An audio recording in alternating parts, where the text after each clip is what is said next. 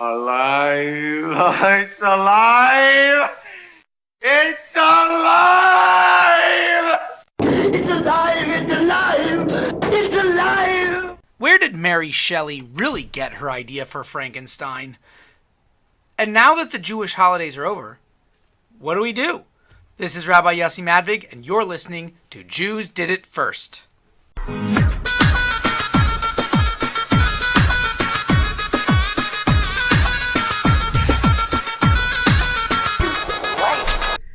Thanks so much for tuning in. Please subscribe and leave a review.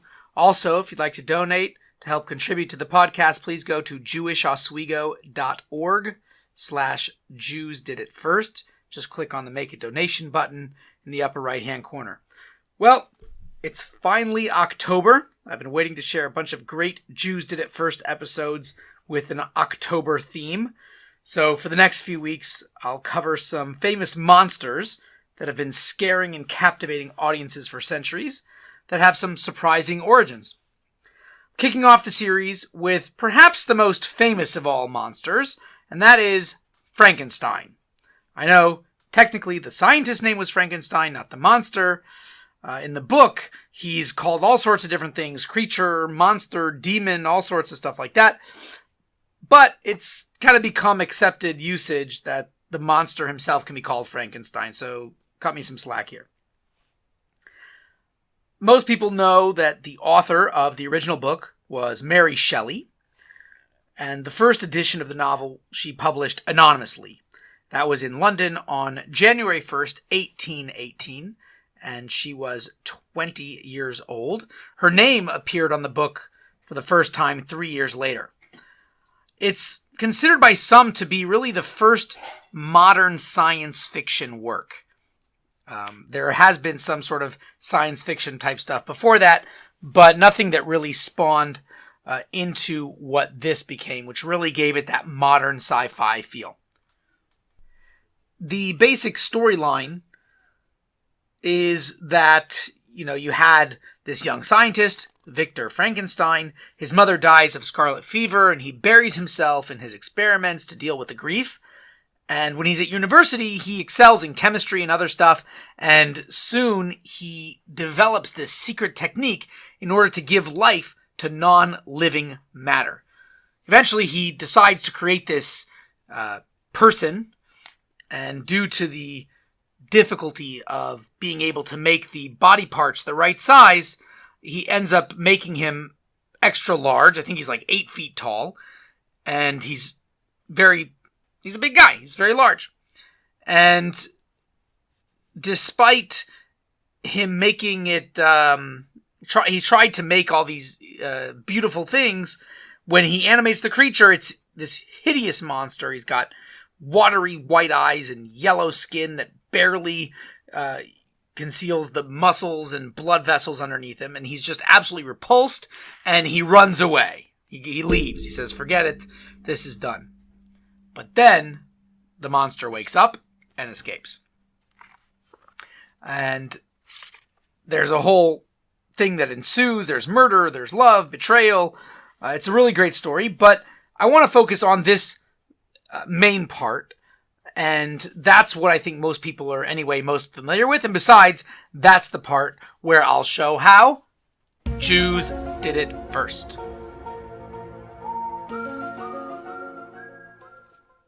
So, if you look at the subtitle of the book, Frankenstein, you get what is her main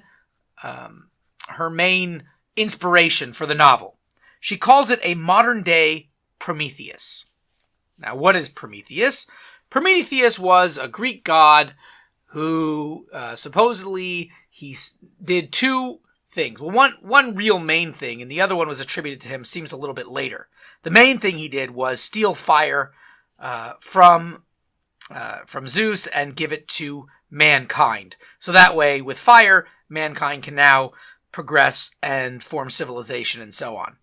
And that was very sad. He also was a co-conspirator in the plot against Zeus. He was one of the Titans, and he was banished to the netherworld until Hercules apparently saved him or something like that.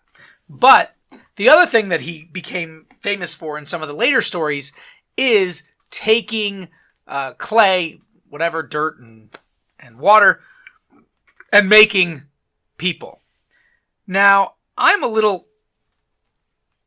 unsure. I mean, she's saying that this was her inspiration. I'm not going to argue with the author. However, with that said, that doesn't seem to be the Frankenstein story. You know, every religion seems to have, maybe I shouldn't say every religion, many world religions, both ancient and modern, primarily ancient, I guess. By modern sense, I mean that they're still practiced today, seems to have this origin story of humankind where the gods, or a god, or just God, depending on which religion you're talking about, make human beings out of the dust of the earth in some way, shape, or form. Obviously, the most common example of this in our culture would be, right, the creation of Adam. God takes dirt and water, and he forms the first man. So that would be, you have a similar situation going on in many other religions, in ancient Egyptian religion, Chinese religion, but also in Greek religion, and Prometheus is supposedly the one who did it.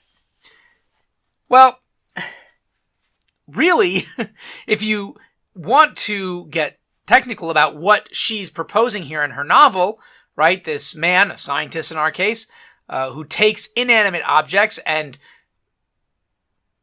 makes one singular living being out of that stuff, right, separate from humans, that's kind of not really human, but humanoid, that is the golem. Now, what is a golem? Perhaps you've heard the word golem. Maybe you think of a golem, I'm sure actually nowadays everyone's heard of golem because of whatever, Hobbit and Lord of the Rings and stuff like that. But what is a golem? Golem is actually a very old Jewish concept. It's mentioned in the Talmud, which is very, very old, obviously. We're talking 2,000 years, actually, about 2,000 years, 1,500 years. It's mentioned in the Talmud.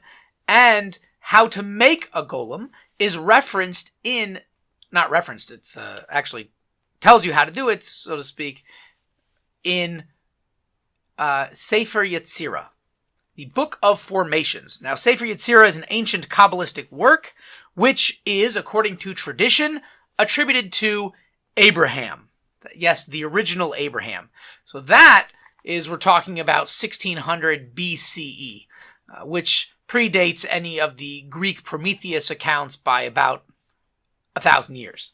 So this is a very old concept in Jewish tradition. And so I think that certainly gives it a place in Jews did it first. Now I'd like to share with you a couple of famous golem stories. Perhaps the most famous golem story is that of the Maharal of Prague. And he was a late 16th century rabbi. The 16th century was the 1500s, okay? That's how long ago we're talking here. So the late 16th century, he supposedly made a golem out of clay from the banks of the Vltava River, and he brought it to life through this Sefer Yetzirah, these incantations. And why did he do it? That was actually in order to defend the Prague ghetto from anti-Semitic attacks and pogroms. Now, there are some different versions of the story, but basically they were either to be expelled or killed under the rule of Rudolph II, who was the Holy Roman Emperor, who, as the joke goes, was neither holy nor Roman. And the golem's name was Joseph in English, and he was called Yasala, the nickname, which, by the way, Yours truly, Yossi Madvig, right? Yossela. Now, it's even said that this golem could make himself invisible and summon spirits from the dead. I'm not sure what that's all about, but apparently that's the thing. The rabbi, the Maharal of Prague, eventually, what he would actually do on a regular basis was deactivate the golem on Fridays, so that way he wouldn't be working and desecrating on the Sabbath. And apparently, one time he forgot, and that's I'm not sure exactly what happened, but there is one story where one time he forgot to do it. But eventually he immobilized the golem. So what happened is he has like the name of God written on his mouth or his head somewhere, and the rabbi pulled it from his mouth and immobilized him right in front of the synagogue, and the golem sort of fell to pieces, and the golem's body was stored in the attic in the Geniza, which is like a hidden place where you put like it's an option. You can bury holy documents, or you can put them up in a Geniza, some sort of safe somewhere, an attic or something like that. And so they put that in the Geniza of the old new synagogue, where, I don't know why it's called the old new synagogue, go figure, where it could be restored to life again if they needed it. There was some pressing need. Now, when the attic was renovated in the late 1800s, they supposedly did not find any evidence of the golem, at least not that they're willing to tell us. Some people say that it was stolen from the Geniza and it was buried in a graveyard in Prague. There's a recent legend that actually tells of a Nazi going into the synagogue attic during World War II, and he was trying to stab the golem. I guess maybe he had heard these legends. He was afraid the Jews were going to activate him to stop the Nazis, and he went in there to kill this golem, to stab the golem, but instead he died. That's sort of a modern legend. Again, it's not really verifiable. I couldn't tell you whether it happened or not, but it's an interesting story nonetheless. And the attic, of course, is not open to the general public, so good luck trying to get there. That's probably the most famous golem story. And again, that was the late 16th century, so we're talking a couple of hundred years before Mary Shelley wrote her book. Another famous golem story is that of the Golem of Vilna. So there is a story of Rabbi Chaim Volozhin, who lived in Lithuania from 1749 to 1821, and he reported in an introduction to Sifra de Tzniusa that he once presented his teacher, the Vilna Gaon, literally the genius of Vilna, who was a very famous rabbi who lived from 1720 to 1797. He presented to his teacher, the Vilna Gaon, 10 different versions of a certain passage from Sefer Yetzirah, and asked him to determine what was the correct one. And the Vilna Gaon immediately identified the one version as the accurate passage. And the student was totally amazed, and he told his teacher that he should be able to create a live human. He should be able to make a golem with such knowledge. Now, the Gaon actually affirmed Rabbi Chaim Volozhin's comment and said that he actually once began to do that when he was a child. He was before bar mitzvah, before the age of 13. But during the process, he received a sign from heaven ordering him to stop because he was so young. So those are a couple of famous golem stories that I thought were pretty interesting. And again, this is, I think, really the true inspiration for Mary Shelley's Frankenstein. This begs the question, why wouldn't she say that if it was? Now, I don't know if it really was. Well, first of all, you could argue that, it's a Jewish story, and so maybe, Jewish stories weren't exactly weren't exactly well respected. And anyway, Jews, we know, weren't super well respected. So maybe she didn't want to admit that. Because there were, in literary circles, Jewish knowledge did float around. I mean, it's known that many of, certainly most Christian scholars and even people who were sort of laymen but knew quite a bit, were in literary circles, knew of passages of Talmud and so on and so forth. So it is possible that she knew of it. Now, it could also be that there was, it's sort of this this folklore that, everybody may have heard of, but may not know exactly where it came from or anything like that. And then, of course, she knows Greek philosophy, or not Greek philosophy, Greek mythology. And so she may have just kind of gone to that. And she may have felt that it was, I'm not sure, maybe she felt it was sacrilegious. I don't really know about Mary Shelley's religious beliefs, but because she's going to go to Prometheus, why not just go to God? I mean, God did the same thing, supposedly. Maybe she felt it was sacrilegious. Maybe she wasn't that religious at all. I don't really know what her exact religious background is. I'm sure, you could probably Google it, but I was too lazy. So there's also an interesting thing to note. It's sort of a Jews did it first, Frankenstein part A, or whatever, part B.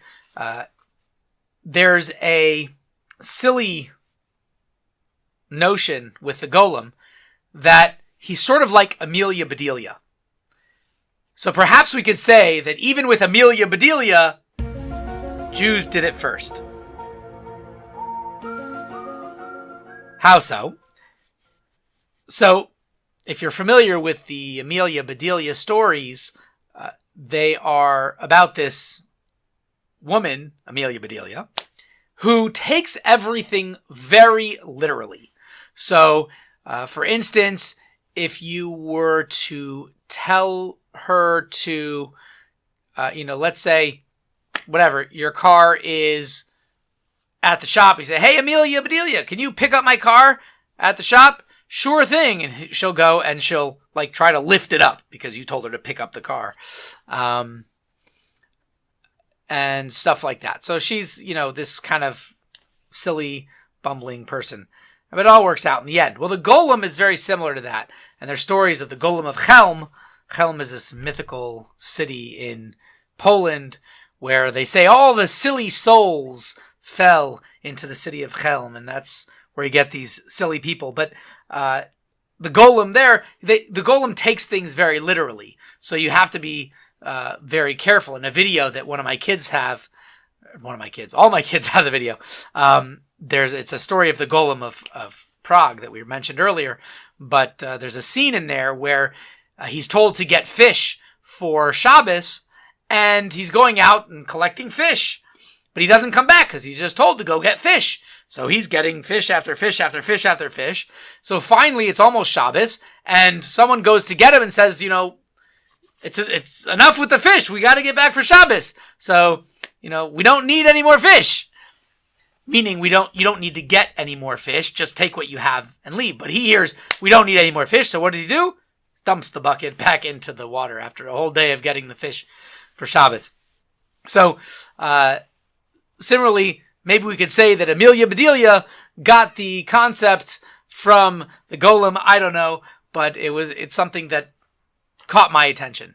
So, with that, I'll leave you with the golem stories for there, and I want to leave you, of course, with a Devar Torah. So now that the Jewish holidays are over, what do?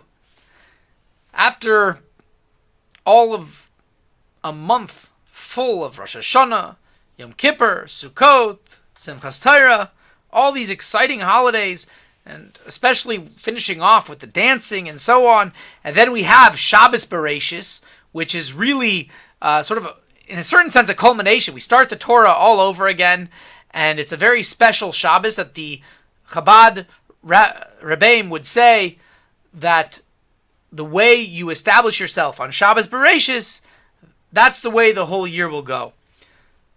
And now we're done. Back to regular, old, everyday life. So how does it work? Well, right after the holidays end, it's customary to say right after Havdalah, right after you do the traditional ceremony to separate between the holy days and the regular days, we say, Yankov halach l'darkei, that Jacob went on his way.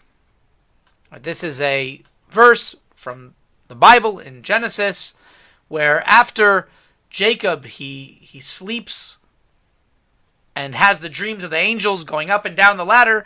He gets up, he goes on his way. Where is he going? He's going out of Israel. He's going into to see his future father-in-law and go raise sheep. He's going on his way, going from the Holy Land of Israel out to make a life for himself. And there, what happens? He meets his wife. They have a few wives. They have lots of children. He establishes a life for himself, etc. The rest is history, as they say. Well, so too with us at this time, that we take all of the special blessings that we drew down through our repentance, through our accepting God as King, through our joy and happiness of receiving the Torah, of being Jewish, of communing with God. We take all those blessings and we have to go on our way. We have to bring that into our everyday life. Especially now, we have the, after Shabbos Bereshis, we now start the Parsha of Noach, of the flood. And we have the waters that represent the Tirdas HaParnasa, the difficulties of making a livelihood. Right now we're going to be hit from all sides. We've got to go back to work. We've got to go on with the daily grind. And how do we do that? With the strength and the blessings that we received from a month long of holidays, of coming close to God, and that will help us bring our coming year, to a whole new level. Rosh Hashanah is called the head of the year, right? Rosh Hashanah. And the Hebrew month is called Tishrei, which has the same letters, sort of, as Reshis, minus the Aleph, which means the beginning. But Resh comes from Rosh, the head. It's not called the beginning. It's called the head. Why is that? Because just like the head contains all of your sensory organs, right? It has the brain. That's obviously the most important thing there. And everything else, your eyes, your ears, your mouth, everything is in your head. The rest of your body, in a certain sense, a lot of wasted space. Everything's so compact in your head. And then the whole rest of the body, what's all that? So too, Tishrei. Everything's compact. Everything's shoved into Tishrei. All these holidays. And that's what gives the entire rest of the year life. That's what gives the entire rest of the year the ability to go on and for you to be successful. So I hope all of you gleaned a lot of ruchnius, a lot of spirituality from this month of holidays. And don't worry, even if you don't see it, you don't feel it, your soul feels it, and you should know that you have a lot of baggage, a lot of great spiritual baggage that you can now take with you and unpack throughout the year in order to have to have a good and sweet new year, and the good gebenchte year, a blessed year. And I hope to be doing this podcast next week with a new monster. I haven't decided which one I'm going to do yet, but they're all good, don't worry. I wish you all well. Thanks so much for listening. And if you want to continue the conversation, please keep in touch. You could be on the Facebook page, Jews Did It First. You could email me, rabbi@jewishoswego.org. I'm also on Twitter @OswegoRabbi. Until next week, Shavua Tov.